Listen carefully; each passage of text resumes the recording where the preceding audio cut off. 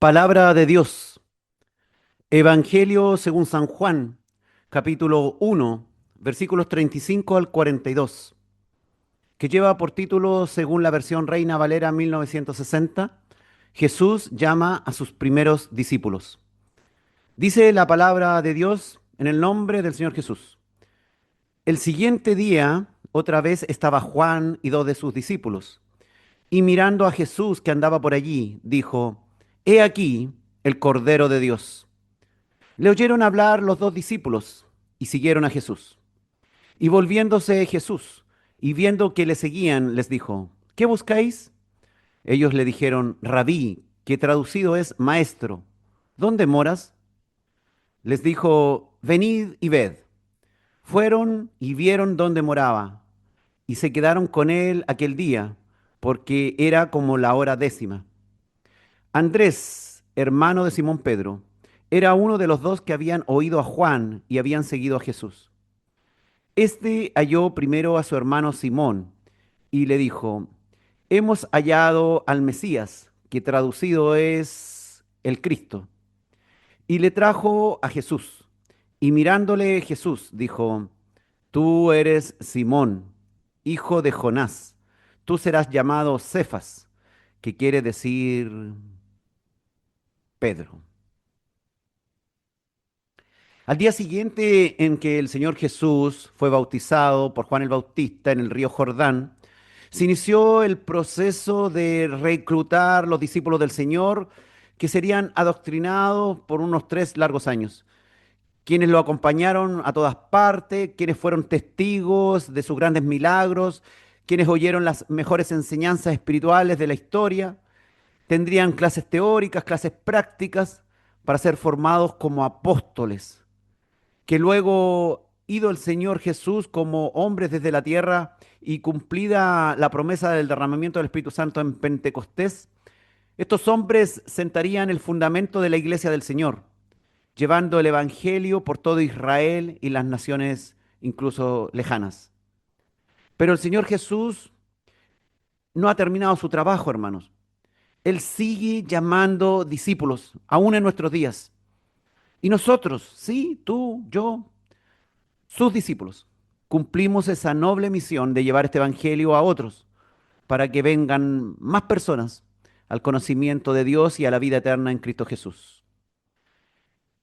Dice Juan capítulo 1, versículo 35, el siguiente día otra vez estaba Juan y dos de sus discípulos. Al día siguiente dice la palabra, esto es, al tercer día que ha sido mencionado por el evangelista Juan. Recordemos que en el día anterior Jesús fue bautizado por Juan el Bautista, según los relatos de Juan, y se había referido a él, al Señor Jesús, como el Cordero de Dios que había cumplido en llegar a ellos. Se había cumplido la antigua promesa de que Dios vendría y salvaría. El Bautista aseguró que aquel Cordero de Dios quitaría el pecado del mundo. Fíjense ustedes, no dijo que liberaría a Israel de la esclavitud del Imperio Romano, como pensaban los religiosos comunes y la gente común, sino que Juan el Bautista mencionó con precisión la labor del Mesías. Quitaría el pecado del mundo. Pero a pesar de que habló claramente, pareciera como que nadie entendió la misión del Señor Jesús hasta el día en que Él resucitó. Entonces dice Juan, el evangelista, que el día anterior Jesús había sido bautizado y Juan había visto al Espíritu Santo descendiendo en forma de paloma y posándose sobre Jesús, lo que le había confirmado a Juan el Bautista, que aquel era el Mesías, a cual él había anunciado hace años y por el cual vivía apartado en el desierto como nazareo, con su objetivo, preparar el camino al Señor y guiar a los judíos al arrepentimiento y al bautismo en agua. Y en este preciso tercer día, el que estamos hoy día analizando, mencionado por el apóstol Juan, estaba Juan el Bautista con dos de sus discípulos. Y dice la palabra de Dios en Juan capítulo 1, versículo 36. Y mirando a Jesús que andaba por allí, dijo, he aquí el Cordero de Dios. En el capítulo anterior ampliamos mucho esto del Cordero de Dios. Así que si usted quiere ampliar esta información, debe ir al capítulo anterior. Dice que sabiendo Jesús que había comenzado su ministerio público, se quedó en aquella región donde Juan estaba bautizando, esperando lo que sabía, como Dios, que sucedería. Juan había asegurado a todo su público, presente el día anterior, que Jesús era el Cordero de Dios. Pero ahora, fíjense ustedes, y la más fino, se lo dice personalmente a dos de sus regalones, a dos de sus discípulos, a dos que habían venido de tierras lejanas, de la región de Galilea, para servirle. Porque el ministerio de Juan el Bautista era famoso, había llegado a oídos incluso de esos lados del mar de Galilea, donde estos eran pescadores. Juan el Bautista, fíjense ustedes, no se adueñó de sus discípulos. Él sabía que él mismo era solo una voz que Dios había usado para guiar a las personas al Mesías. A él no le importaba perder seguidores de su ministerio. Sabía que él debía de crecer y que el Mesías era el que debía crecer. Sabía que su misión desde aquellos días ya no era tener más seguidores, sino que el Cristo, el Mesías que él había anunciado, el Cordero de Dios, pudiera caminar por el camino que él había preparado durante años. Sabía que ahora no debía captar más adeptos, sino todo lo contrario, traspasar sus adeptos a ser discípulos del Señor. Su misión era guiar a las personas a ser discípulos de Cristo, que fueran directamente a Jesús, que estaba en plena acción y comenzaba por aquellos días su ministerio en aquellas tierras de Judea. Y Juan el Bautista le dice a dos de sus comprometidos discípulos el argumento más fuerte, y es que Jesús era el Cordero de Dios, el único que podía quitar el pecado. Por tanto, les dice a estos dos que eran suyos, sus seguidores, que estaban prestados por Dios, por supuesto, les dice, ahora deben seguirlo a Él, no a mí, a Él. Nuestros ojos deben estar puestos en Jesús. Nosotros debemos guiar a las personas a Jesús, no específicamente al lugar donde nos congregamos. Puede ser que sea para, tal vez, si hay una buena doctrina, enseñarles bien, pero finalmente lo importante es que se queden con Cristo. No necesariamente en la banca que nosotros queremos ofrecerle, sino que tome el camino de convertirse en seguidor de Jesús. Juan capítulo 1, versículo 37 dice, le oyeron hablar los dos discípulos y siguieron a Jesús. Al igual que el día anterior, Juan el Bautista dirige ahora la atención de sus seguidores hacia una figura distinta de sí mismo, como hemos dicho. Claramente, al comunicar a estos discípulos información sobre Jesús, los estaba animando a transferir su lealtad a un nuevo maestro, considerado superior. Juan sabía quién era Jesús, había sido revelado por Dios a su vida. Sabía que era antes que él y primero que él. El famoso Juan el Bautista entendía cuál era su posición dentro de los planes de Dios. Por tanto, no había motivos para ser egoísta con lo que sabía o estar celoso de perder seguidores. Qué importante, hermano, entender esto. ¿Hasta dónde llega el accionar nuestro? ¿Y quién es el que verdaderamente importa en todo esto? Que es dejar en alto el nombre de Jesús, para que todos vayan a Él, pues es el único que puede salvar al pecador. No importa qué tan buenos oradores seamos o cuántos seguidores tengamos, lo valioso es que nuestra labor es guiarlos a Jesús y no a cualquier Dios imaginario. Anda, busca a Dios, no, busca a tal iglesia, no, sino a Jesús, al que está revelado en la palabra de Dios. Debemos aprender a ser personajes secundarios, actores que solo cumplen un rol, y no tomar el papel del personaje principal de esta historia, como ocurre hoy día a usted, donde hay muchos líderes o muchos servidores del Señor que se pelean llenar auditorios, están deseosos de tener más seguidores en las redes, para ellos mostrarse ante la opinión pública, ante la opinión evangélica o cristiana, como grandes líderes, grandes maestros. Si estos discípulos de Juan el Bautista se hubiesen autoencasillado como bautistas, se hubiesen perdido el ser discípulos del Rey de Reyes y toda su religiosidad hubiese sido en vano. Ser discípulo de Cristo implica escucharle, seguirle. No solo mirarlo de lejos, sin querer comprometerse en seguir sus pasos. Mediante esta sabia indicación de Juan el Bautista, aquel día Juan perdió dos discípulos, pero ganó dos almas para Cristo. Eso es lo importante. Nosotros deberíamos tener ese mismo ánimo, ese deseo principal de que nuestros amigos o seguidores en las redes sociales sigan al Señor Jesús. No importa que dejen de ser seguidores nuestros. No importa que tal vez no se reúnan ya con nosotros. Lo importante es que sigan al Señor Jesús.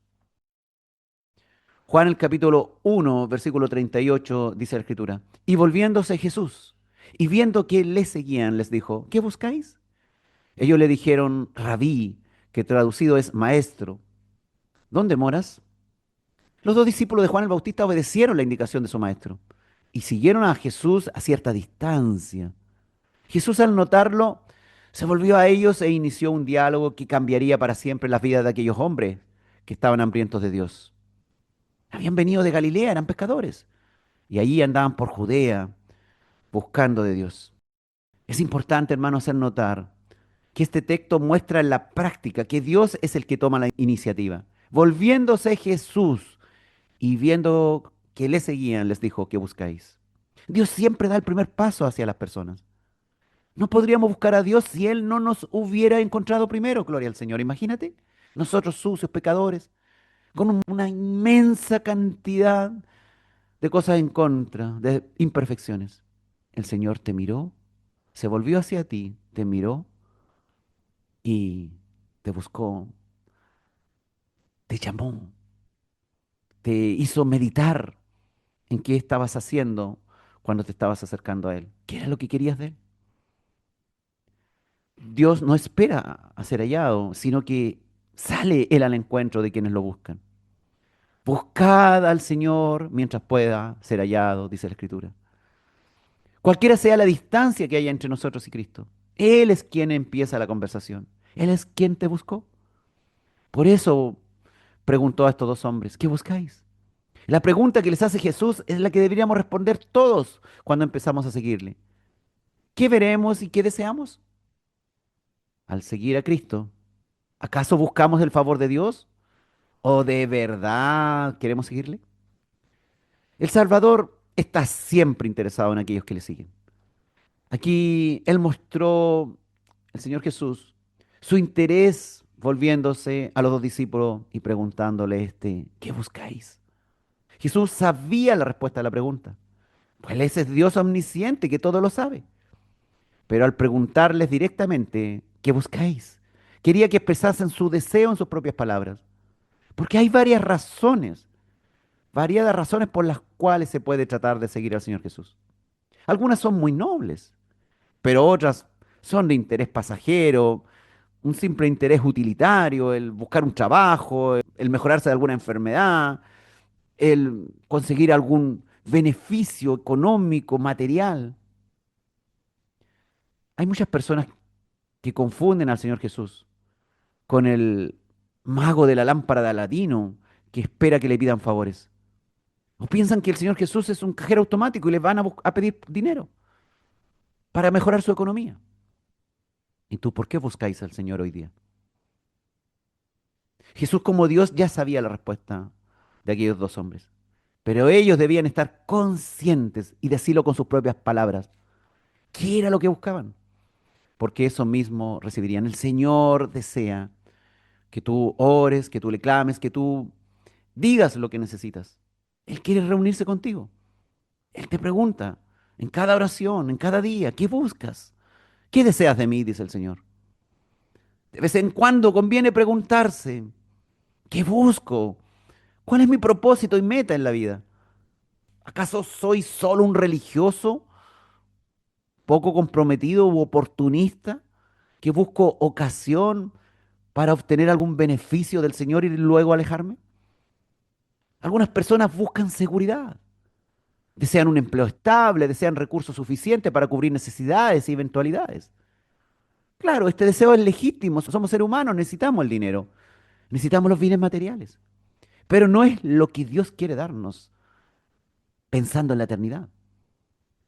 El Señor no solo desea suplir nuestras necesidades pasajeras, claro, Él va a suplir nuestras necesidades pasajeras, pero Él quiere suplir aquellas necesidades que tienen valor eterno, que es lo verdaderamente importante. Algunas personas buscan hacer carrera con su religión para obtener poder o prestigio. Si la espiritualidad se basa en la ambición personal, en hacerse famoso en el ámbito religioso, entonces se ha elegido la motivación equivocada. Porque el que tiene que hacerse famoso es el Señor Jesús. Lo que tiene que ser conocido es la palabra de Dios. Y no los libros que un autor crea, no los audio videos que se elaboran. No es el nombre del discípulo el que debe ser honrado, sino que el nombre de nuestro Dios y Salvador Jesús. El querer servir, el esforzarse en el trabajo cristiano, el invertir tiempo, dinero y energía está muy bien. El querer traspasar fronteras de naciones está excelente. El hacer grandes planes para favorecer la obra de Dios está excelente. Pero hay que reconocer cuáles son nuestros propósitos más fundamentales, que están puestos por Dios en nuestro espíritu, y cuáles son los límites en este mundo. Hay algunos religiosos que lo que buscan es vivir en paz consigo mismos, con su semejante y con Dios. Eso es lo que los motiva. Pero solo anhelan eso y esto tampoco está bien. No es correcto poner objetivos demasiado pequeños, tan chiquititos que resultan invisibles, con una luz tan débil en el mundo que no alumbra las tinieblas del pecado ni lo inmoral. Dios te llama a ser luz, a alumbrar, a que busques de Dios algo más grande, algo que sea más efectivo, que sea más útil en el reino de Dios. Si alguien anhela conocer a Dios, el discípulo de Cristo debe guiarlo a Jesús. Por ejemplo, algo básico, mínimo, el que ha sido revelado en el Nuevo Testamento y para lo cual necesitamos leer la palabra, conocerla. No debemos guiarlo al Dios del Antiguo Testamento, porque eso hacen los judíos actuales que no creen en Jesús, o sectas enfocadas en Jehová, como los testigos de Jehová, pero ellos no están enfocados en la revelación del Hijo de Dios, en el Señor Jesús, que es el único Dios y redentor que la Biblia entera nos revela progresivamente a través de sus páginas. Fíjese usted que la respuesta de los dos discípulos de Juan el Bautista, Rabí, ¿dónde te hospedas? Evidencia el interés genuino por entablar una relación más cercana con el Señor. Su intención, la de aquellos dos discípulos, iba más allá de un simple encuentro. Estaban obedeciendo a la instrucción de su maestro Juan el Bautista. ¡Qué bueno! Así debiera ser precisamente. Que cuando la palabra de Dios nos hace una pregunta, ¿qué buscas? El que quiere verdaderamente ser discípulo debe ir interesándose por ahondar cada vez más cuál es la posición y el lugar que ocupa Jesús en todo esto. Conocerle a Él. Que Él sea revelado en nuestra vida, en todas nuestras actividades diarias finalmente. Y el término rabí que usaron estos hombres corresponde al hebreo maestro, que literalmente significa mi grande. El apóstol Juan suele traducir vocablo judaico y arameo para facilitar la comprensión de sus lectores no judíos. Inicialmente los discípulos de Juan el Bautista llamaron a Jesús como rabí debido a su poco entendimiento de quién era Jesús, pero posteriormente adoptaron el término Señor, porque llegaría a ser su Señor. Importante que Jesús sea nuestro maestro, nuestro profesor, pero finalmente, mayor aún es que sea nuestro Señor, que tenga señorío sobre nuestra vida y no simplemente alguien que nos enseña cosas buenas. Años más tarde, aquellos dos discípulos estarían dispuestos a ofrecer sus vidas por llevar aquel evangelio que aprenderían a personas desconocidas, en naciones que jamás imaginaron. Con esta pregunta, hermanos, los discípulos de Juan el Bautista preguntaron a Jesús, ¿dónde vivía? ¿Dónde moras? ¿Dónde pernoctaba allí en Judea?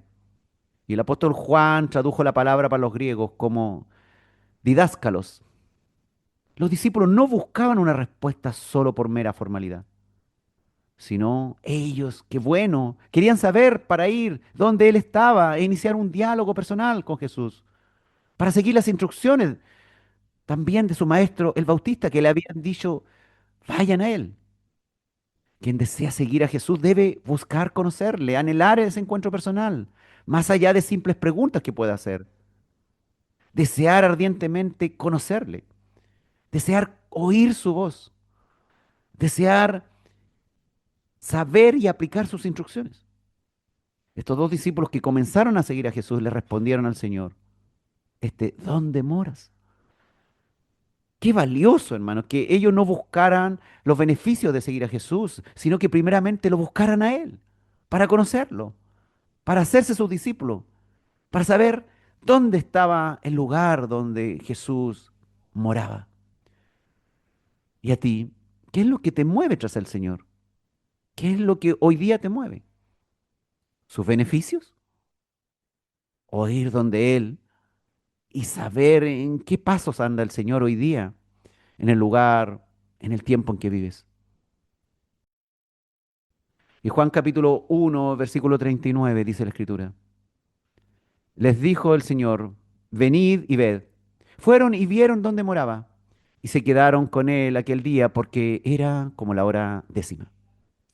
Jesús le ofreció ir donde él estaba y evaluar aquello con sus propios ojos, que vieran ellos. Él no les contó de inmediato toda la historia y de qué se trataba el cuento. Los invitó a ellos a ir personalmente y observar lo que allí estaba sucediendo. Bueno es para nosotros estar donde está Cristo, donde quiera que sea. Bueno que el Señor nos muestre qué es lo que necesitamos ver. Nos conviene. Nos conviene convertirnos en observadores de cerca de lo que el Señor quiere mostrarnos. Jesús no rechaza a quien le hace preguntas. Puede hacer todas las preguntas que quieras al Señor. ¿Quieres saber sus respuestas? He ahí. Realmente tú le haces preguntas, pero ¿quieres saber las respuestas del Señor? Porque a veces vamos a la oración y preguntamos, ¿y por qué esto, Señor? ¿Y por qué esto otro? ¿Y para qué esto? ¿Y cuándo? Y ni siquiera dejamos un tiempo en silencio para conocer las respuestas del Señor. Para que el Señor nos diga, venid, ved, yo te voy a mostrar esto. Y uno pueda conectarse con Dios, realmente. Jesús no rechaza a quien desea aprender de Él. Por ello invitó a ambos a donde se hospedaba, que de seguro no era un lugar lujoso ni el mejor sitio con las mejores comodidades. El Señor no es así, a pesar de ser el Rey de Reyes y ser el dueño de todas las riquezas de su creación. Él nos ofrece un lugar humilde para que aprendamos desde allí. Probablemente nuestro mejor tiempo no va a ser sentado en un lugar paradisiaco ni con las mejores comodidades. Probablemente nuestro mejor tiempo va a ser sentado tal vez en una banca dura o caminando por las calles, recorriendo, oyendo con dificultad una y otra nuestra material, física, de salud, de todo tipo, para entregar un mensaje, para ayudar a alguien, para hacer lo que Dios quiere que hagamos. El apóstol Juan recuerda muy bien la hora, fíjense ustedes. ¿Y por qué recuerda el apóstol Juan tan bien la hora? Es casi seguro que él, sí, él era aquel otro discípulo con el cual andaba Andrés, que era discípulo de Juan el Bautista. Ellos fueron y permanecieron con él ese día en la llamada hora décima, que podría ser las 10 de la mañana según la hora romana o las 4 de la tarde según la hora judía.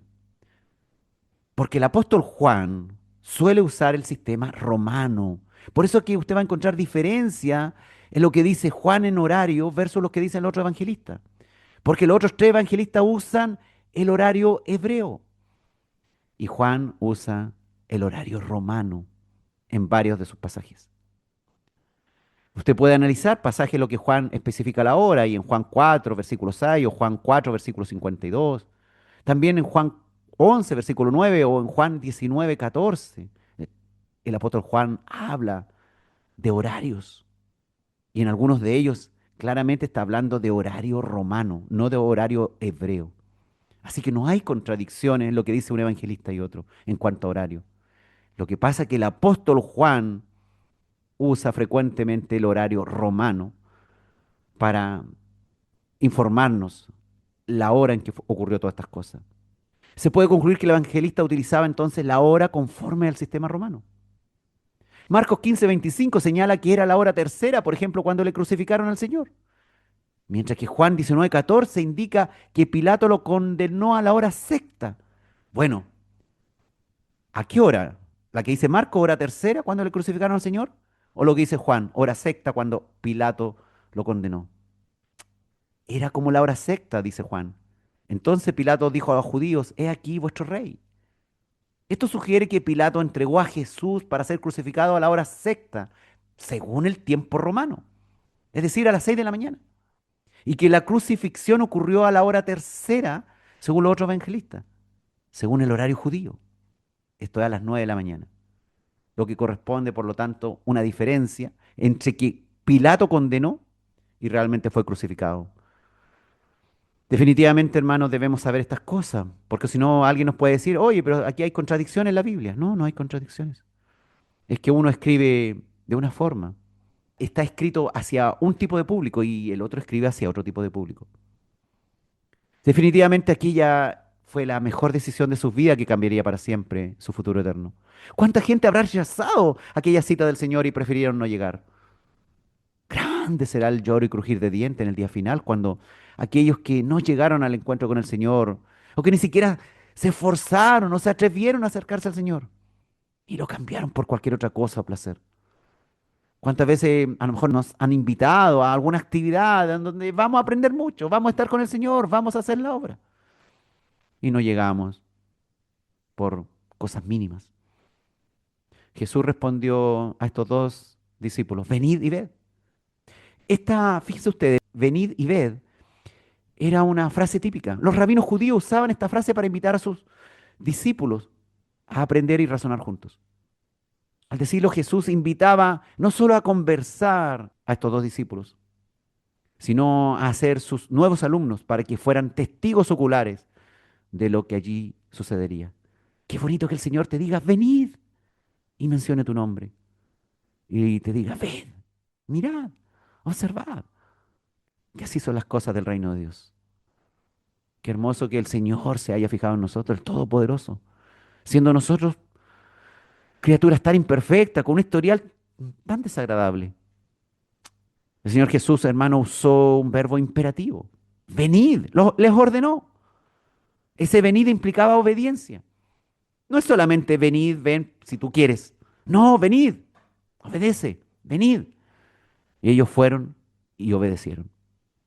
La invitación que les hizo, venid y ved, fue recompensada grandemente, pues ellos vieron dónde moraba el Señor, vieron lo que significaba el ministerio de Jesús en aquel tiempo.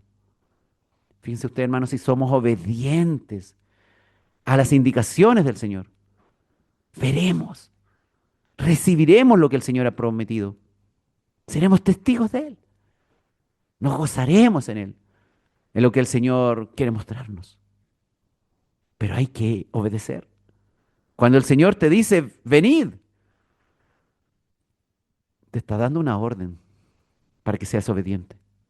Y ved que ahí vas a disfrutar de tu obediencia. Fueron estos de los primeros judíos, estos dos, en reconocer al Mesías y pasaron aquel día y aquella noche con él. Y dice Juan capítulo 1, versículo 40, Andrés, hermano de Simón Pedro, era uno de los dos que habían oído a Juan y habían seguido a Jesús. ¿Y quiénes eran estos dos discípulos de Juan el Bautista que habían sido redirigidos a Jesús? El apóstol Juan menciona que uno de ellos era Andrés. Pero es importante destacar que Juan suele no nombrarse a sí mismo.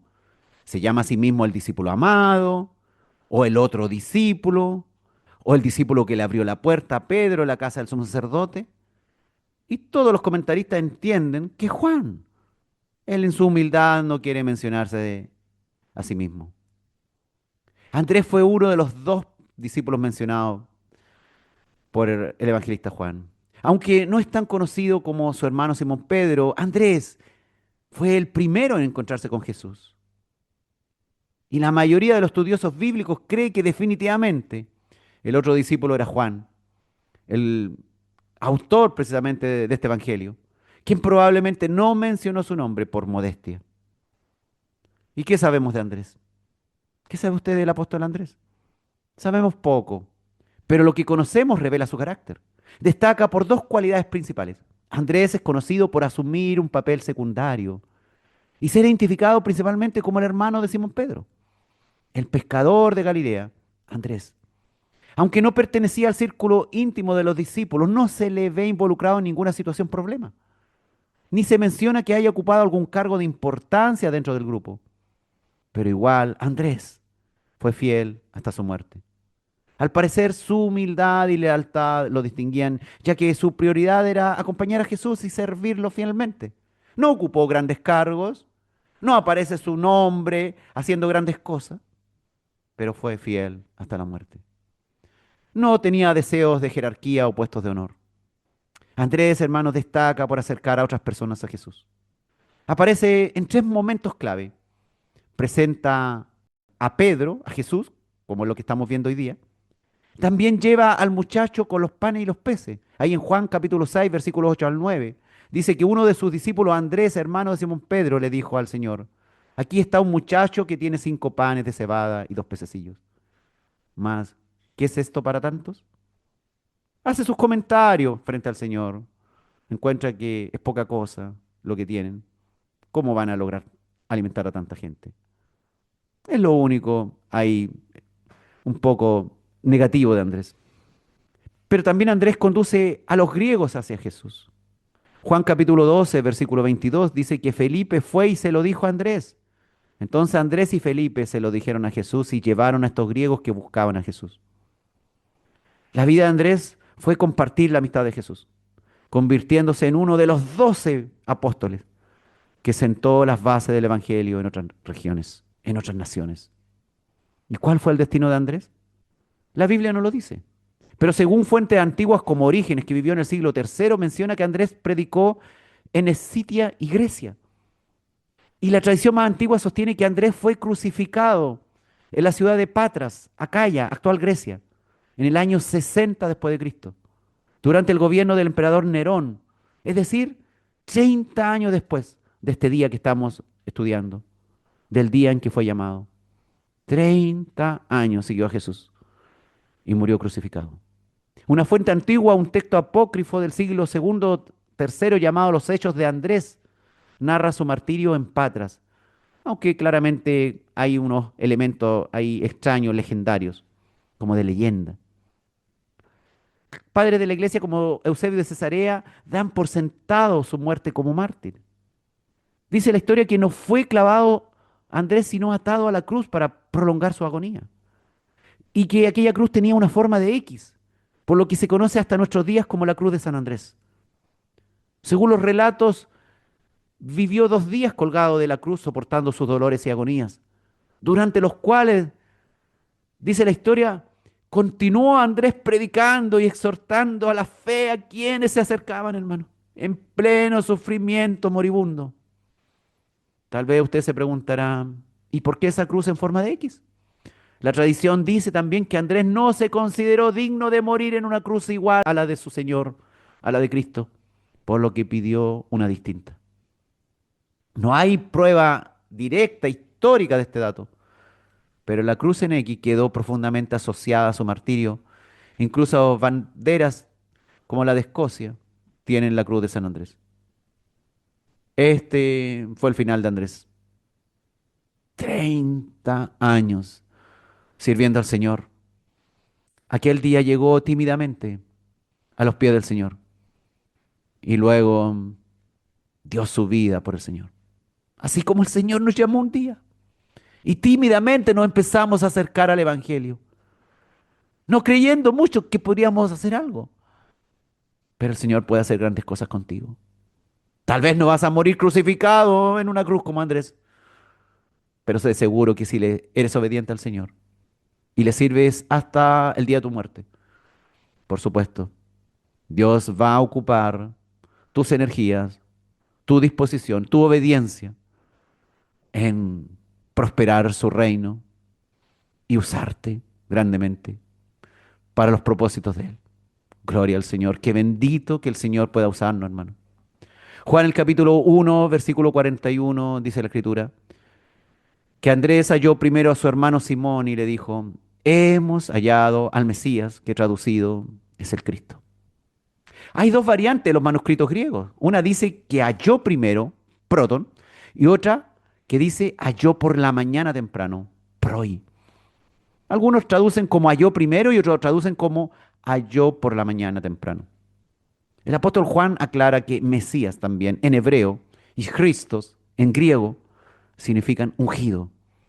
Título dado ¿a quiénes? A los reyes consagrados por Dios en su coronación. El ungido de Dios, el ungido de Jehová, el Señor Jesús. ¿Y qué significa esto que escribe el apóstol Juan, que Andrés halló primero a su hermano Simón? ¿Qué significa eso? Una posibilidad que sencillamente signifique que la primera persona que halló fue a su hermano Pedro. Otra opción es que el apóstol Juan esté diciendo que lo encontró antes que él mismo encontrara a su hermano Jacobo. Si Juan fuera precisamente aquel otro discípulo con el cual iba Andrés, que acudió a Jesús de parte de Juan el Bautista, estaría diciendo, Andrés me ganó, encontró él primero a su hermano antes que yo encontrara al mío, a Jacobo. Y le dijo, hemos hallado al Mesías, que traducido es el Cristo. Andrés, al hallar a su hermano Pedro y hablarle con entusiasmo de Cristo, no con poco entusiasmo, hemos hallado al Mesías. Una afirmación tremenda, hermano. Tremenda. Hemos hallado al Mesías. Él hizo una obra muy importante porque logró que alguien tan importante de su familia, su propio hermano, siguiera su misma fe. Algo que sabemos que no es tan fácil. Que nosotros fuimos a nuestros parientes, a nuestros amigos y nos tiraron las joyas y las escobas por la cabeza. Pero esto es un aliciente para todos aquellos que tienen parientes y que se esfuercen por presentarle a Jesús y su gran evangelio de salvación. Aunque no está garantizado el éxito de esta intervención. Pues hasta el mismo Señor Jesús advirtió que sus discípulos serían rechazados, serían perseguidos y hasta asesinados por sus propios familiares a causa de su nombre. Pero por supuesto tenemos que ir y buscar a nuestros parientes y presentarle el mensaje del Evangelio. Este ejemplo muestra que no es necesario tampoco ser un avesado discípulo de Cristo para predicarles a otros. No es necesario tener un título religioso o grandes estudios cristianos para hablar de Jesús. Basta con transmitir con seguridad el mensaje. Hemos hallado al Mesías, dijo Andrés a su hermano. Basta con transmitir el mensaje y dejar el resto en manos de Dios. Así que no te desanimes si sabes tampoco. No, predica al Señor. Este es el Dios, el Salvador, aunque todavía te falte mucha información. Todos estos hermanos, Andrés, Pedro, Juan y Jacobo, ya sabemos que eran pescadores del mar de Galilea. Y por aquellos días, de seguro andaban en pos del Bautista. Y Juan el Bautista les guió a Jesús. Y a su vez Andrés y el otro discípulo, que probablemente era Juan, guiaron a otros. No con poca convicción, hermano, sino con certeza. Porque tú cuando hablas convencido de algo, la gente escuchará. Pero si dudas, si hablas con poca convicción, ¿quién te va a creer? Hemos hallado al Mesías. Debe encontrarse en nuestras palabras, la confianza, la seguridad. El testimonio de Andrés fue con seguridad. Tras mucho tiempo de espera y promesas, el Mesías había sido identificado por Juan el Bautista. Y Juan el Bautista convenció a Andrés y a ese discípulo que ese era el Mesías. Estaba convencido Juan el Bautista en ese momento. Y convenció también a dos de sus discípulos. Que convencidos también fueron a sus parientes. Andrés fue testigo y no se quedó callado, sino que fue con la gran noticia a su hermano Pedro. Qué importante hablar con convicción a otras personas. Porque si somos tímidos, con poca seguridad, vaya, ¿quién nos va a creer? Y ese difícilmente va a transmitir un buen mensaje a otro. Convencidos. Jesús es el Señor. Jesús es Dios. Jesús solamente salva. No hay otro camino, solamente Él. Él es el que da vida eterna. ¿Quieres un mundo feliz más allá? Síguele a Él. Él te perdonará, te limpiará completo. Ningún pecado será puesto algún día en juicio en tu contra. Juan el capítulo 1, versículo 42. Finalmente dice la escritura el día de hoy. Y le trajo a Jesús, y mirándole Jesús dijo, tú eres Simón, hijo de Jonás, tú serás llamado Cefas, que quiere decir Pedro. El Señor nos conoce. Primera vez que veía a Pedro y sabía quién era su papá y cuál sería su futuro. Así es. El Señor conoce todo tus antecedentes, tu genealogía y hasta dónde llegarás. Simón era el nombre hebreo. Jesús le cambió el nombre al arameo Kefa o Cefas, que significa una roca. Pedro era la traducción del nombre en griego, que precisamente significa piedra. Fíjese usted que en el siglo primero era común tener dos nombres. Uno en la lengua materna para el entorno familiar y otro en griego para asuntos oficiales, pues esta era la lengua internacional, el griego. A veces ambos nombres eran traducciones directas, como Petros en griego y Kefas o Cefas en arameo para roca. O se elegía un nombre griego similar al nativo. Eso, por eso que tenemos acá a Simón, a Cefas y a Pedro, y a una misma persona. En el Antiguo Testamento también cambiar de nombre a menudo señalaba una nueva relación con Dios. Típico del Jehová del Antiguo Testamento con este Jesús que hace lo mismo.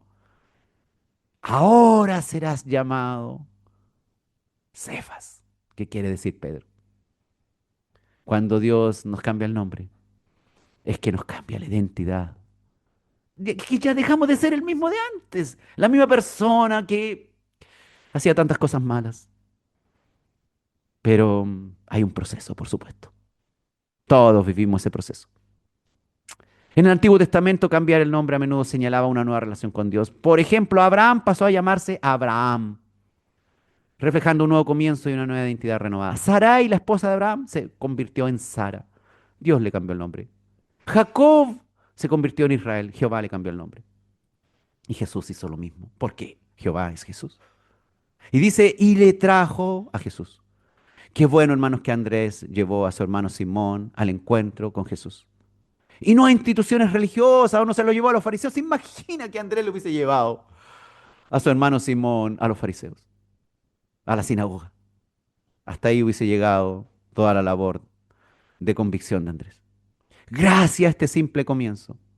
Gracias a que Andrés supo dar el paso necesario y no ir al religioso, sino ir al verdadero, al Señor Jesús. Todo resultó bien.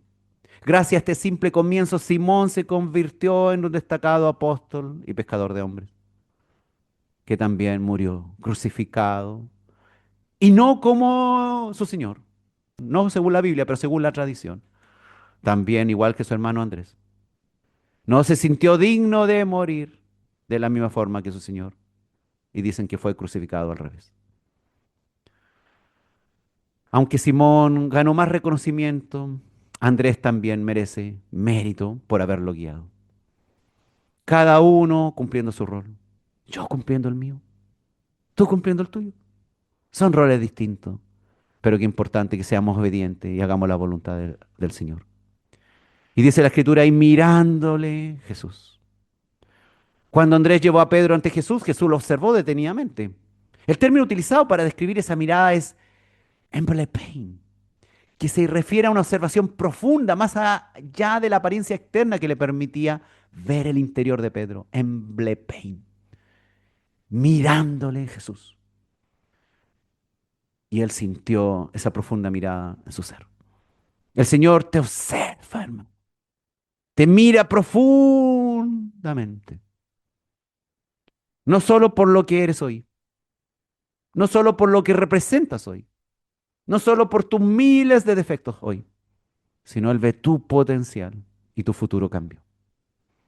En Pain, el Señor te mira profundamente hoy. No soy perfecto, hermanos. Soy más imperfecto que vosotros. Pero yo sé que el Señor me mira y no ve mis imperfecciones hoy día. sino lo que puedo llegar a ser útil en su reino. Y al igual que miró a Simón, nombre que era conocido en ese momento, Jesús le dijo, tú eres Simón, pero en adelante serás llamado Cefas, Pedro, piedra. Jesús conocía el carácter de Simón y pudo prever que cambiaría para ser firme. Por ello le dio el nombre Cefas, piedra.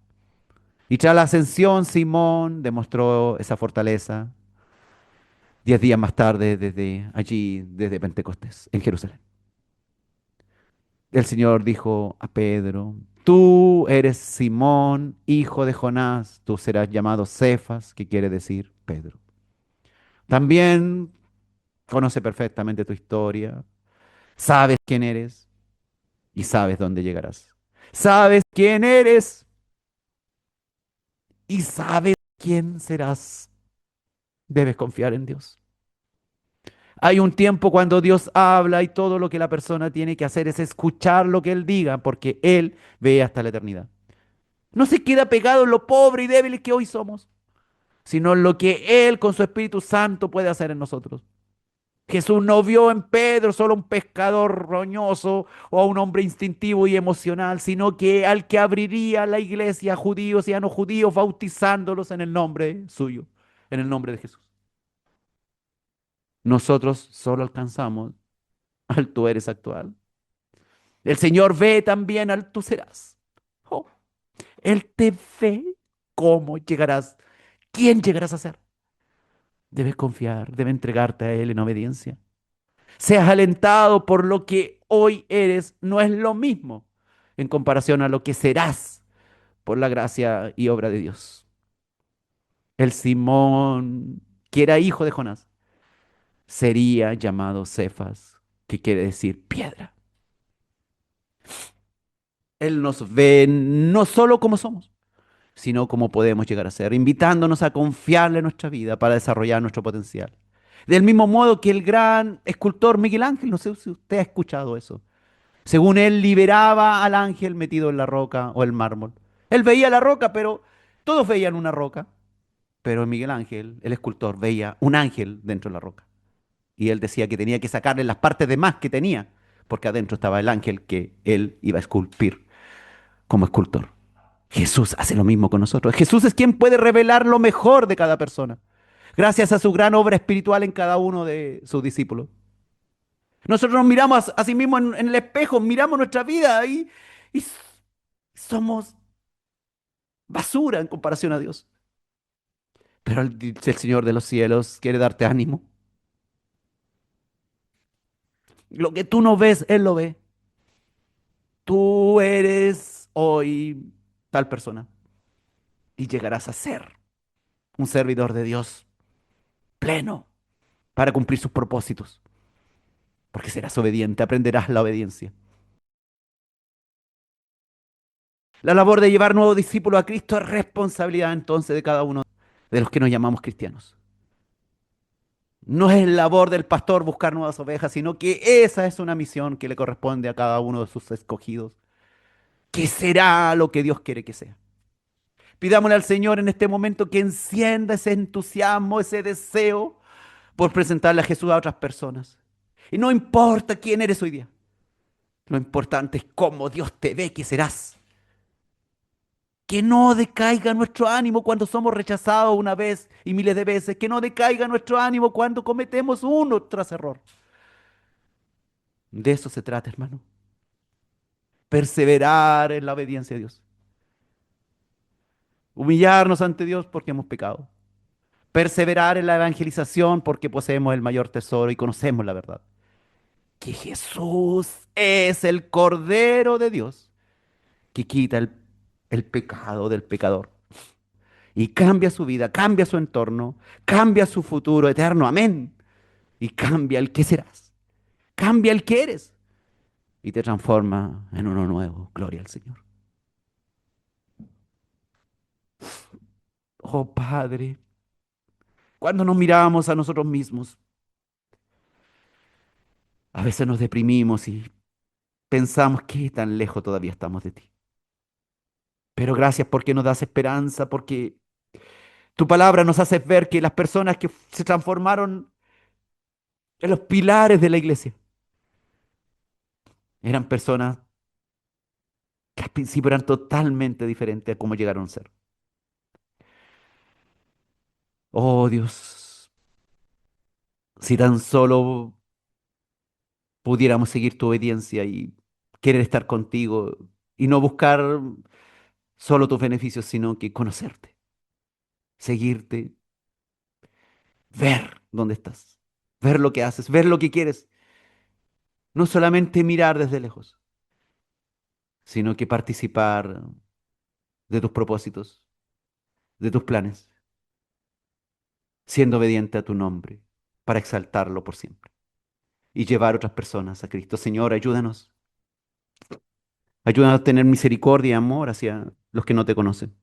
Y con convicción hablar de ti, aunque sabemos que somos imperfectos, que nos equivocamos, pero con convicción presentarte para que ellos puedan ver lo que nosotros sabemos que eres. Y no nos consumamos en nuestras debilidades, sino que sencillamente te revelemos a ti, porque tú eres el que importa, no nosotros. En el nombre del Señor Jesús. Amén.